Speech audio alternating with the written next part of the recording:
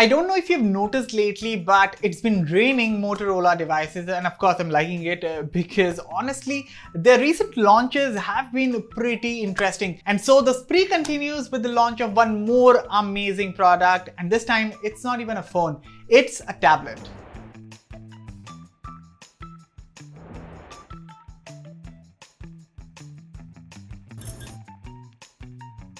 Hello everyone, Aman here from Mr. Phone, and in this video, let's take our first look at the brand new Moto Tab G20. But before we go ahead, motivate us by hitting the like button, subscribe if you haven't already, and turn on the bell so that you don't miss any of our latest videos. With that being said, let's get started. The Moto Tab G20 is a gorgeous looking, well-built and compact tablet that comes at an affordable price of 10,999 rupees for the lone 3GB RAM plus 32GB storage option. And you can also expand the storage to up to 2TB via the micro SD card slot. You can actually get this tablet for as low as 9,999 rupees if you decide to pre-order it during this ongoing Flipkart Big Billion Day sale, or even lower for rupees 8,999 if I'm not wrong, if of course you have an ICICI bank card or an Axis bank card. So basically guys, this is a steal. Now coming back to the gorgeous design, and it's not just gorgeous guys, but the metal build actually gives a premium feel in the hand, which makes it hard to believe that this is just a budget tablet. So this is the platinum grey color of the Moto Tab G20, and it looks every bit classy guys. And as you can see, the classic Motorola Batwing logo is present bang in the middle. There's Dolby Atmos branding at the bottom, which means you also get the option to tune the audio via Dolby Atmos, of course. And speaking of the audio output, well, there's just a single top firing speaker, and it does get reasonably loud for a budget device such as this.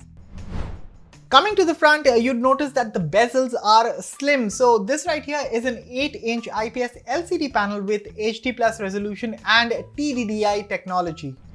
I have to admit that with the TDDI technology, the display experience and the touch response has been great. Of course, with the device being responsive, the software and the chipset are also at play, and I am going to talk about those in a bit. First, let me give you my initial thoughts about this panel.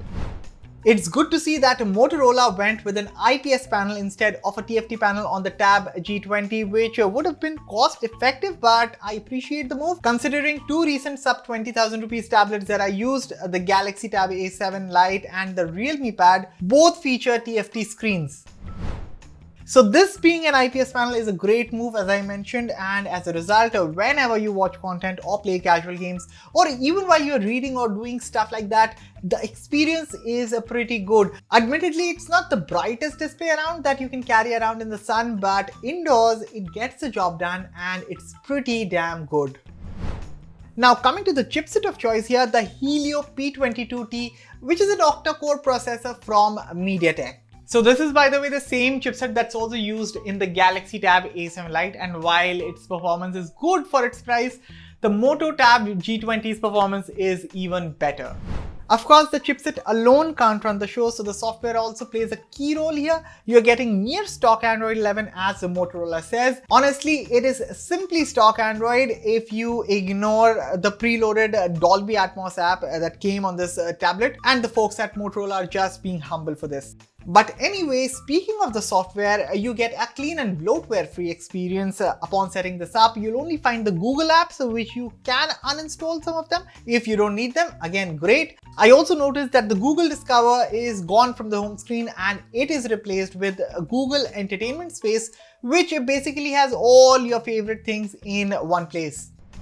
On seeing this, I now feel that OEMs should give you an option to choose between the Google Discover page and the Google Experience Space. I mean, why not? I absolutely love the Google Experience Space on this tablet, and I really hope that Google brings this to other devices soon. But for now, you only get Google Experience Space on the Moto Tab G20. Besides this, the Moto Tab G20 also features a kids space, which basically lets a young one learn, create and have fun in a safe digital environment. Now coming back to the performance bit, well, I've been using the Moto Tab G20 for about 6 days now and things have been working pretty good. I feel the tablet is pretty compact and lightweight, but at the same time the 8-inch display is big enough for all the general needs. So things like browsing the web, checking your social media, watching videos or even playing some casual games, all of that stuff is handled with ease. Thankfully, I haven't faced any performance drops or slowdowns yet, and I have complete trust in Motorola software guys, and I hope things will remain this way.